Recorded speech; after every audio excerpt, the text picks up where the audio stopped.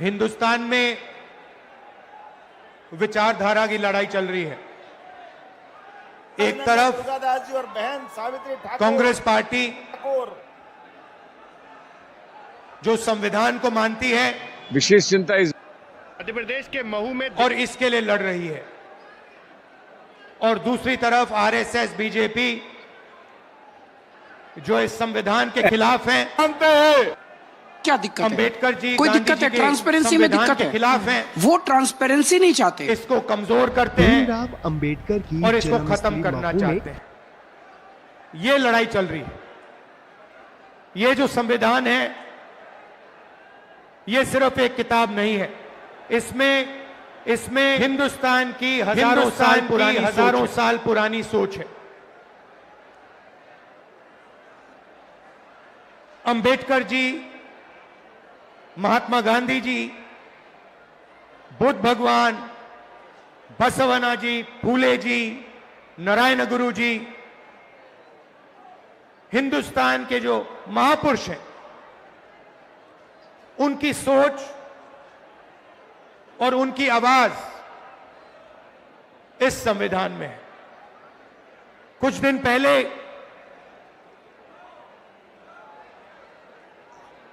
RSS के नेता मोहन भगवत ने कहा कि हिंदुस्तान को 15 अगस्त 1947 में आजादी नहीं मिली, वो झूठी आजादी थी। सच्ची आजादी मोदी जी के आने के बाद मिली। भाइयों और बहनों, ये सीधा संविधान पर आक्रमण है। इन्होंने पहले, लोकसभा से पहले संविधान को रद्द करने की कोशिश की। इन्होंने कहा कि 400 पार हमारी सीटें आएंगी, और जब सीटें आएंगी हम संविधान को खत्म कर देंगे, बदल देंगे। उनके सामने इंडिया गठबंधन और कांग्रेस पार्टी खड़ी हुई, हमारे कार्यकर्ता खड़े हुए, और लोकसभा में 400 पार छोड़ो, लोकसभा में नरेंद्र मोदी जी को इस पर मत्था टेकना पड़ा था। जब वो अंदर घुसे थे, मत्था टेक कर घुसे थे। भाई और बहनों, एक बात याद कीजिए और इसको भूलिए मत। जिस दिन ये संविधान खत्म हो गया, उस दिन हिंदुस्तान के गरीब लोगों के लिए इस देश में कुछ नहीं बचेगा। दलितों के लिए, आदिवासियों के लिए, पिछड़ों के लिए देश में कुछ नहीं बचेगा। लक्ष्य इनका यही है। आप देखिए, 2-3 अरबपतियों को सारे के सारे कॉन्ट्रैक्ट्स दे देते हैं। अदानी, अंबानी जैसे लोगों को हिंदुस्तान का पूरा धन पकड़ाया जा रहा है। इस संविधान में कहां लिखा है कि हिंदुस्तान का धन अदानी के हवाले कर देना चाहिए? मुझे दिखाओ कहां लिखा है इस संविधान में। संविधान में लिखा है हिंदुस्तान के सारे नागरिक एक समान है। संविधान में लिखा है कि हर हिंदुस्तानी को सपना देखने का, भविष्य बनाने का मौका होना चाहिए। आज 50 साल से सबसे ज्यादा बेरोजगारी आज हिंदुस्तान में है। अरबपति हजारों करोड़ रुपए बच्चों की शादी में खर्च कर देते हैं। कोई 10 करोड़ की घड़ी पहनता है, कोई 15 करोड़ की घड़ी पहनता है, मगर अगर आप अपने बच्चों की शादी करवाना चाहते हो तो आपको कर्जा लेना पड़ता है। आपके घर में पैसा नहीं है। क्यों नहीं है? क्योंकि रोजगार नहीं है। और भाइयों और बहनों, एक बात भूलिए मत, जितना अदानी और अंबानी आगे बढ़ेंगे, जितना धन इन अरबपतियों के हाथ में जाएगा, उतना कम रोजगार आपके बच्चों को मिलेगा। ये नोटबंदी जो इन्होंने की, जो जीएसटी लागू की है, ये हिंदुस्तान के गरीब लोगों को खत्म करने के औजार हैं। ये योजनाएं नहीं है, ये हथियार हैं। जीएसटी कौन देता है? जीएसटी अरबपति नहीं देते हैं। जीएसटी हिंदुस्तान के गरीब लोग देते हैं। जब आप एक शर्ट खरीदते हो, पैंट खरीदते हो, जितनी जीएसटी आप देते हो उतनी ही जीएसटी अदानी अंबानी देते हैं। आप रेस्टोरेंट में खाना खाते हो, ढाबे में खाना खाते हो, जितनी जीएसटी आपके जेब से निकलती है उतनी ही जीएसटी अदानी देता है। लाखों करोड़ रुपए आपके जेबों से निकाला जाता है। लाखों करोड़ रुपए कहां जाता है? सीधा अरबपतियों के बैंक अकाउंट में जाता है। 16 लाख करोड़ रुपए नरेंद्र मोदी जी ने अरबपतियों का कर्जा माफ किया है। किसका पैसा था वो? उनका पैसा नहीं था, आपका पैसा था। कर्जा माफ कैसे हुआ? आपके पैसे से हुआ, आपकी मेहनत से हुआ। मगर मैं आपसे पूछना चाहता हूं, किस किसान का कर्जा माफ करते हैं? किस मजदूर का पैसा माफ करते हैं? किस स्टूडेंट का पैसा कर्जा माफ करते हैं? तो जीएसटी आप देते हो, मेहनत आप करते हो, और चाइना का माल अदानी अंबानी ये लोग हिंदुस्तान में बेचते हैं। चाइना के युवा को रोजगार मिलता है, अदानी को अंबानी को फायदा होता है, और आपके बच्चों के हाथ से रोजगार छीना जाता है। और ये पूरा का पूरा सिस्टम कैसे चल रहा है? आपके जेब में से पैसा निकालकर जीएसटी का पैसा, टैक्स का पैसा, फर्टिलाइजर का पैसा,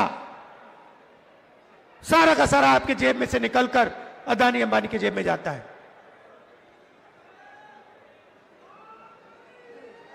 पेट्रोल का दाम बढ़ता जाता है, आप देखते रहते हो। इंटरनेशनल मार्केट में पेट्रोल का दाम नीचे जाता है, मगर हिंदुस्तान में पेट्रोल का दाम नीचे कभी नहीं जाएगा। फायदा अरबपतियों को, अदानी को, अंबानी को। कॉन्स्टिट्यूशन से पहले, संविधान से पहले इस देश में गरीबों के कोई अधिकार नहीं हुआ करते थे। संविधान से पहले, याद रखिए, आजादी से पहले इस देश में गरीबों के कोई अधिकार नहीं थे, दलितों के कोई अधिकार नहीं थे, पिछड़ों के कोई अधिकार नहीं थे, आदिवासियों के कोई अधिकार नहीं थे। अधिकार सिर्फ महाराजा राजा के थे। वो बदलाव आजादी के दिन आया था।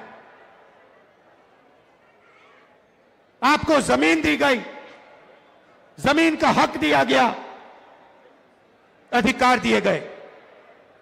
बीजेपी आरएसएस चाहते हैं कि आजादी से पहले जो था, जहां गरीबों के कोई अधिकार नहीं थे, सिर्फ अंबानी अदानी जैसे लोगों के अधिकार थे, वैसा हिंदुस्तान चाहते हैं। यह लड़ाई हो रही है। वो चाहते हैं कि गरीब चुप बैठे, एक शब्द ना कहें, भूखे मर जाएं, कोई सपना ना देखें, और हिंदुस्तान अरबपति चलाएं। जहां उनको एयरपोर्ट चाहिए एयरपोर्ट मिल जाए, जहां उनको पोर्ट चाहिए पोर्ट मिल जाए, जहां हाईवे चाहिए हाईवे बनानी है हाईवे बना ले, सारे के सारे कॉन्ट्रैक्ट्स उनके हाथ चले जाए। अब आप कहोगे राहुल जी, आपने बता दिया कि लड़ाई संविधान और आरएसएस और बीजेपी के बीच में है। आपने हमें बता दिया कि हमारे अधिकार छीने जा रहे हैं। आपने हमें बता दिया कि गरीबों को कुचला जा रहा है, पिछड़ों को, दलितों को, आदिवासियों को दबाया जा रहा है। तो आगे का रास्ता क्या है? आपके दिल में यह सवाल होगा कि आगे का रास्ता क्या है। मैं आपको बताना चाहता हूं। सबसे पहले आप एक चीज नोट कीजिए, प्राइवेटाइजेशन होता है। आपके अस्पताल, सरकारी अस्पताल प्राइवेट हाथों में जाते हैं। आपके बच्चे प्राइवेट कॉलेज और यूनिवर्सिटी में जाते हैं। जब आप बीमार होते हो, आप प्राइवेट अस्पतालों में जाते हो। सबसे पहले आप एक अपने आप से सवाल पूछिए, यह जो प्राइवेटाइजेशन हो रहा है, यह जो शिक्षा का सिस्टम प्राइवेटाइज हो रहा है, स्वास्थ्य का सिस्टम प्राइवेटाइज हो रहा है, इस प्राइवेट सिस्टम के मालिक कौन है? यह सवाल पूछिए। आप लोग बच्चों की शिक्षा के लिए लाखों रुपए देते हो। क्यों देते हो? क्योंकि आप अपने बच्चों को रोजगार दिलवाना चाहते हो। हिंदुस्तान में सीधी सी बात है, शिक्षा का जो सिस्टम है, सर्टिफिकेशन का सिस्टम है, ठप्पे का सिस्टम है। आपको सर्टिफिकेशन चाहिए कि मेरे बच्चे ने यूनिवर्सिटी डिग्री कर दी, कॉलेज की डिग्री कर दी, और आप सोचते हो, करोड़ों लोग सोचते हैं, करोड़ों युवा सोचते हैं कि इस सर्टिफिकेशन के साथ आप अपनी जिंदगी बना पाओगे। सोचते हैं कि लाखों रुपए देने के बाद, अरबपतियों को लाखों रुपए देने के बाद, मेहनत करने के बाद हमारे बच्चों को सर्टिफिकेशन मिल जाएगा और उनको रोजगार मिल जाएगा। भाई और बहनों, यह सरासर झूठ है। इस देश में आपके बच्चों को रोजगार नहीं मिल सकता है, चाहे वो कुछ भी कर ले। क्षमता हो, ऊर्जा हो, सपना हो, इस देश के युवाओं को रोजगार नहीं मिल सकता है। तो मैं आपसे क्या रहा हूं? मैं कह रहा हूं कि लाखों रुपए आप अरबपतियों को शिक्षा के लिए दे रहे हो, और अरबपति हिंदुस्तान के रोजगार के सिस्टम को खत्म कर दिए हैं। नोटबंदी हुई, गलत जीएसटी लागू हुई। आप किसी भी छोटे दुकानदार से पूछो, किसी भी छोटे बिजनेस वाले से पूछो, जो अदानी अंबानी जैसे नहीं है, जो नरेंद्र मोदी के ऑफिस में नहीं जा सकते, उनसे पूछो जीएसटी से फायदा हुआ, नोटबंदी से फायदा हुआ? वो आपसे कहेंगे भैया नोटबंदी, जीएसटी ने हमें खत्म कर दिया, मरवा दिया। रोजगार कौन देता है? अदानी अंबानी नहीं देते। रोजगार करोड़ों छोटे बिजनेस वाले देते हैं, स्मॉल मीडियम बिजनेस वाले देते हैं। उन सबको इन लोगों ने तक खत्म कर दिया है। नतीजा है, आप अस्पताल जाओ, लाखों रुपए अरबपतियों को दो, उसके बाद आप बच्चों को कॉलेज भेजो, लाखों रुपए अपनी जेब से निकालकर आप अरबपतियों को दो, इस सोच में दो कि आपके बच्चों को शिक्षा मिलेगी, सर्टिफिकेशन मिलेगा। मगर जो सर्टिफिकेशन आपको मिल रहा है बिना रोजगार के, उसका कोई मतलब ही नहीं है, वो कचरा है। यह देश की सच्चाई है। आईआईटी के जो स्टूडेंट्स हैं उनको रोजगार नहीं मिल रहा, आईआईएम के लोगों को रोजगार नहीं मिल रहा, आईआईटी के लोगों को रोजगार नहीं मिल रहा। आपको कहां से मिलेगा? बात समझिए, आपको गुलाम बनाया जा रहा है। दलितों को, पिछड़ों को, आदिवासियों को, गरीब जनरल कास्ट के लोगों को एक बार फिर गुलाम बनाया जा रहा है। और मैं हैरान हो जाता हूं, आप देखते जा रहे हो, आपकी लाइफ बर्बाद हो रही है, जिंदगी खत्म हो रही है, आप देखते जा रहे हो। बीजेपी कहती है दूसरी आजादी मिली, सच्ची आजादी मिली। मैं आपसे पूछना चाहता हूं, राम मंदिर के उद्घाटन में आपने किसी गरीब व्यक्ति को देखा? आपने किसी मजदूर को देखा, किसान को देखा, पिछड़े वर्ग को देखा? आदिवासी राष्ट्रपति है, आदिवासी राष्ट्रपति को वो मंदिर में उन्होंने जाने ही नहीं दिया, अंदर जाने नहीं दिया।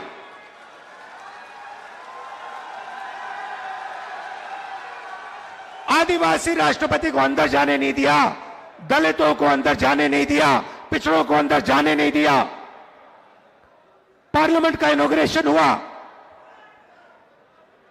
राष्ट्रपति को अंदर नहीं जाने दिया।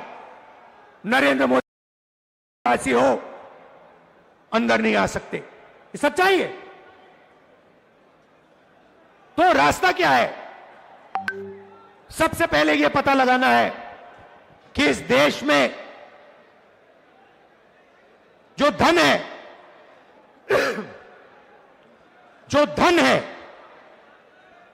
उसका कितना भाग दलितों के हाथ में है, कितना आदिवासियों के हाथ में है, कितना पिछड़ों के हाथ में है, कितना गरीब जनरल कास्ट के हाथ में है, कितना माइनॉरिटीज के हाथ में है। मैं आपसे कह रहा हूं, मैंने पता लगाया, हिंदुस्तान के सबसे बड़े 500 बिजनेसमैन, कंपनियों की मैंने लिस्ट निकाली। 500 सबसे बड़े जो हैं अरबपति हैं, टाटा, बिरला, अदानी, अंबानी। मैं आपको बता रहा हूं कि ये जो 500 कंपनियां हैं, इनके जो 500 मालिक हैं, इनमें आपको एक पिछड़े वर्ग का व्यक्ति नहीं मिलेगा, एक दलित नहीं है, एक आदिवासी नहीं है, एक पिछड़ा नहीं है। मतलब 90% लोग, 90% आबादी में से इनमें एक भी नहीं है। इनकी मैनेजमेंट टीम देखिए, मैनेजमेंट टीम में आपको एक ओबीसी नहीं मिलेगा, एक दलित नहीं मिलेगा, एक पिछड़ा वर्ग का नहीं मिलेगा। ये मीडिया कैमरा लिए घूम रहा है, बजाओ ताली। ये आपका मीडिया थोड़ी है, ये अदानी अंबानी का मीडिया है।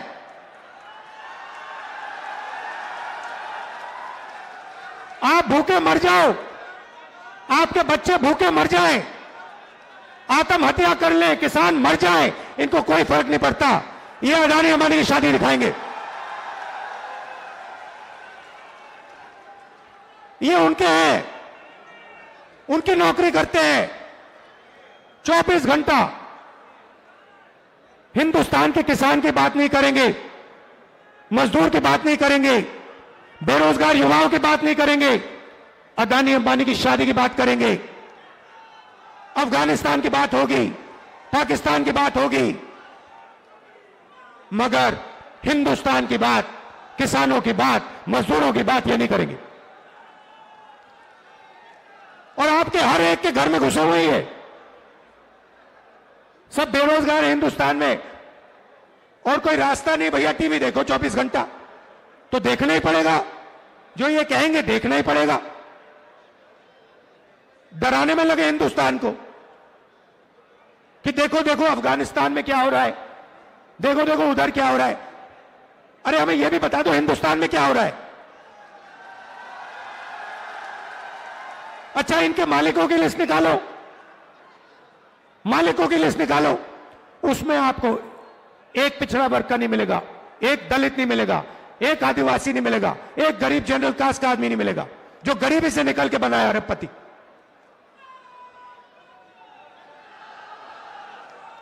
हिंदुस्तान की संस्थाओं को देखो,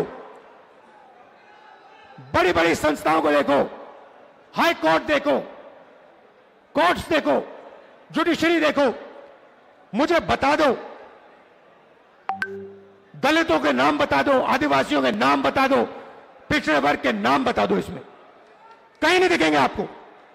मैंने बजट की बात की, मैंने आपसे कहा कि जीएसटी आप देते हो, जीएसटी आप देते हो, मतलब बजट का पैसा आप देते हो। तो मैंने पता लगाया बजट को कौन बांटता है। भाई और बहनों, 90 अफसर हैं। मध्य प्रदेश में कितना पैसा आएगा, कहां सड़कें बनेंगी, कैसे सड़कें बनेंगी, एम्स कहां जाएगा, आईआईटी कहां जाएगी, शिक्षा का पैसा कहां जाएगा, ये सारे के सारे 90 अफसर डिसाइड करते हैं। मैंने इनके नाम निकाले, मैंने कहा देखता हूं भैया, जीएसटी गरीब लोग दे रहे हैं, दलित दे रहे हैं, पिछड़ा वर्ग दे रहा है, आदिवासी दे रहे हैं, गरीब जनरल कास्ट के लोग दे रहे हैं। मैं पता लगाता हूं 90 लोगों में से दलित कितने, आदिवासी कितने, पिछड़े कितने, आप हैरान हो जाओगे।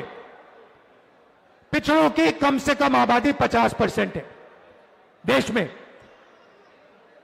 अंदाजा है क्योंकि किसी को मालूम नहीं। 50%, 90 में से 3 लोग आपके। अगर बजट में 100 रुपया खर्च होता है, 100 रुपया बटता है, 100 रुपया बटता है, तो 5 रुपए का निर्णय पिछड़ा वर्ग के अफसर लेते हैं। पीछे बैठा रखा है आपको, छोटे छोटे डिपार्टमेंट दे रखे हैं और कहते हैं चुप बैठो वहां पे, बकवास मत करो, नहीं तो एसीआर बिगाड़ देंगे, करियर खत्म कर देंगे तुम्हारा। 5% भागीदारी, 50% आबादी। 5% भागीदारी, 50% आबादी। क्या यह अन्याय नहीं है? इससे बड़ा अन्याय नहीं है। आदिवासी 8% आबादी, एक अफसर बैठा है, पीछे कहीं कोने में बैठा हुआ है, और अगर 100 रुपए का निर्णय होता है, बजट में 100 रुपए बढ़ते हैं, तो 10 पैसे का निर्णय आदिवासी अफसर लेते हैं। दलित 15% आबादी, 3 अफसर और 100 रुपए में से 1 रुपए की भागीदारी। मतलब अगर आप सबको जोड़ दो, दलित जोड़ दो, आदिवासी जोड़ दो, पिछड़ा वर्ग जोड़ दो,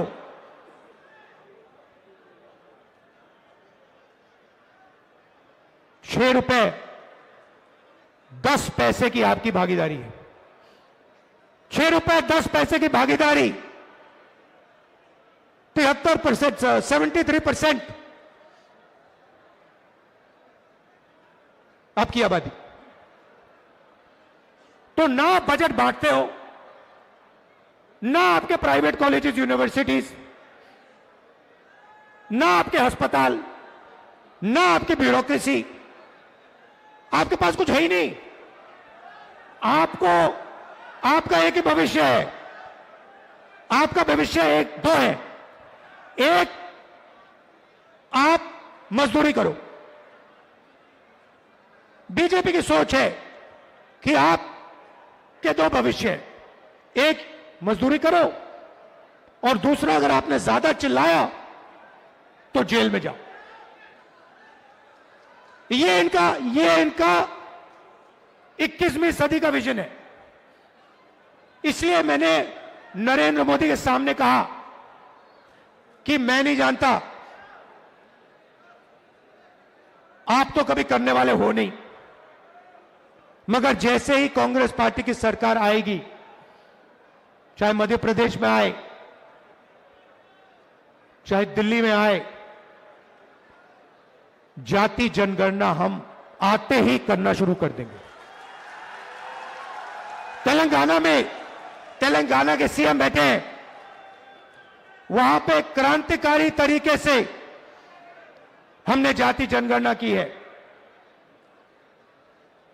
कुछ ही समय में हम तेलंगाना को दिखाने जा रहे हैं कि तेलंगाना में दलितों की कितनी भागीदारी है, पिछड़ों की कितनी भागीदारी है, आदिवासियों की कितनी भागीदारी है, कौन सी संस्था में कौन कौन बैठा हुआ है। तेलंगाना में हमने काम शुरू कर दिया, कर्नाटक में हमने काम शुरू कर दिया और यह क्रांतिकारी निर्णय होगा। भाई और बहनों, 90% आबादी को पता लग जाएगा कि इस देश में हमारी कितनी भागीदारी है। 90% को आज आपको दिख रहा है। पिछड़ों को यह भी नहीं मालूम कि देश में उनकी कितनी आबादी है। कितनी शर्म की बात है। नरेंद्र मोदी जी कहते हैं मैं ओबीसी हूं और आज तक इस देश के ओबीसी को, इस देश के पिछड़े वर्ग को अपनी सच्ची शक्ति, अपनी सच्ची आबादी नहीं मालूम। यह पिछड़ों के खिलाफ अन्याय है, यह दलितों के खिलाफ, आदिवासियों के खिलाफ अन्याय है। इसीलिए हम जाति जनगणना लागू करेंगे, पूरे देश में लागू करेंगे और दूध का दूध, पानी का पानी हो जाएगा। सबको पता लग जाएगा कि जुडिशियल सिस्टम में हमारे कितने लोग हैं। प्राइवेट अस्पताल किसके हाथों में है, प्राइवेट कॉलेज यूनिवर्सिटी किसके हाथ में है, ये बड़े बड़े जो बिजनेसेस हैं किसके हाथ में। सब दूध का दूध, पानी का पानी हो जाएगा। और नरेंद्र मोदी जी डरते हैं, ये करवाना नहीं चाहते, नहीं कर सकते और कभी नहीं करेंगे। और पार्लियामेंट में मैंने इनके सामने एक और बात बोल दी कि ये जो 50% की रिजर्वेशन की दीवार बना रखी है कि 50% से ज्यादा रिजर्वेशन जा ही नहीं सकता, इस दीवार को भी हम लोकसभा में, राज्यसभा में तोड़कर परे कर देंगे। कोई नहीं रोक सकता इसको। रिजर्वेशन को 50% से ज्यादा हम करेंगे, हमारे स्टेट्स में करेंगे और नेशनल लेवल पे दिल्ली में हम कानून पास करके इसको, दीवार को तोड़ेंगे। भाई और बहनों, सबसे जरूरी बात, यह अंबेडकर जी का जो संविधान है, जिसका अपमान कुछ दिन पहले मोहन भागवत जी ने किया। वो कहते हैं कि इस संविधान ने हमें आजादी नहीं दी, इस संविधान का आजादी से कोई लेना देना नहीं है, क्योंकि उनके मुताबिक आजादी ही नहीं थी। आजादी मोदी जी के आने के बाद हुई। इसका मतलब वो इस संविधान को नहीं मानते हैं। अंबेडकर जी के जिंदगी, अंबेडकर जी का जो खून पसीना था इस संविधान को बनाने के लिए, उसका सीधा मोहन भागवत ने अपमान किया है और इस पर आक्रमण किया है। कांग्रेस के जो कार्यकर्ता हैं, जिसको मैंने बब्बर शेर बोला, टाइगर, आपका काम इस संविधान की रक्षा करने का है। जहां भी आरएसएस के लोग, बीजेपी के लोग इस संविधान पर आक्रमण करते हैं, जहां भी वो गरीबों को कुचलने की कोशिश करते हैं, जहां भी वो कमजोरों को मारने की कोशिश करते हैं, कांग्रेस पार्टी के कार्यकर्ता को वहां जाकर, पत्थर जैसे वहां जाकर खड़ा हो जाना चाहिए, चट्टान जैसे वहां खड़ा हो जाना चाहिए कि मैं नहीं होने दूंगा, मैं संविधान की रक्षा करूंगा। यह आपका मिशन है। मैं जानता हूं कि मध्य प्रदेश में आप दिल से लड़ते हो। मैं जानता हूं कि आप पर अत्याचार होता है, आप पर आक्रमण होता है, मगर आप पीछे नहीं हटते हो। दिल से मैं आपका धन्यवाद करता हूं, आपके परिवारों का धन्यवाद करता हूं, आपके बच्चों का धन्यवाद करता हूं कि आप हमारी विचारधारा के लिए लड़ते हो। गांधी जी की विचारधारा के लिए, अंबेडकर जी की विचारधारा के लिए, नेहरू जी की विचारधारा के लिए, संविधान के लिए। आप सबका दिल से बहुत बहुत धन्यवाद। नफरत के बाजार में मोहब्बत की दुकान खोलनी है और आप सब लोगों को मिलकर खोलनी है। धन्यवाद। जय हिंद। नमस्कार। राहुल गांधी